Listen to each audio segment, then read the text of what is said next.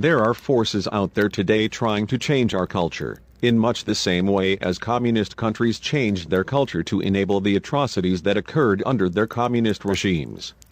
They do it in the name of a better life, a utopia that this world was not meant to have.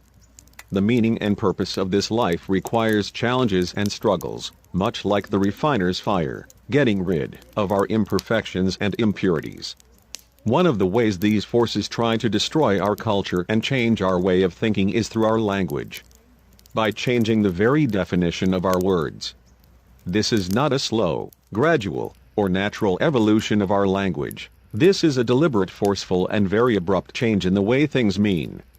Help me combat this by joining me as I explore what words meant just a generation ago. I'm going back 60 years and showing how words used to be defined. I have here a Webster's Dictionary, College Edition from the 1960s.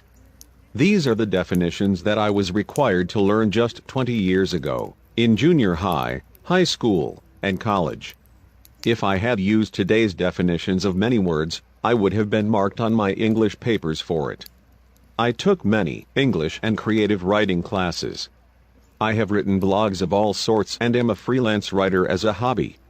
I'm quite aware of what words are supposed to mean, what they used to mean, and as you follow me on this journey, I think you will see a very stark difference between what many words used to mean and what many people think they mean today.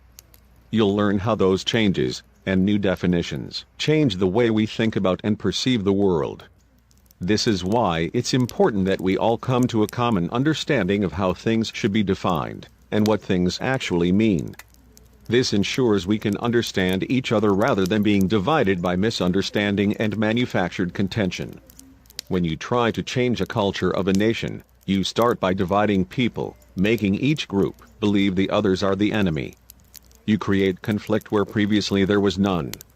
Then when things get bad enough, you come in as a savior to say, "Hey, I'm gonna make things better and fix everyone's problems.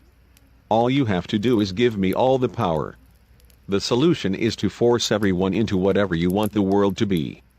And anyone who doesn't go along becomes the new enemy. These forced, utopian societies don't work.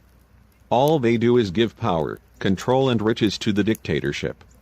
Pure socialism is really just another way of saying communism, because when everything is socialized, everything is essentially owned and run by the government. Everything becomes common among everyone. Those in power of such government have ultimate power, and that's really what they want.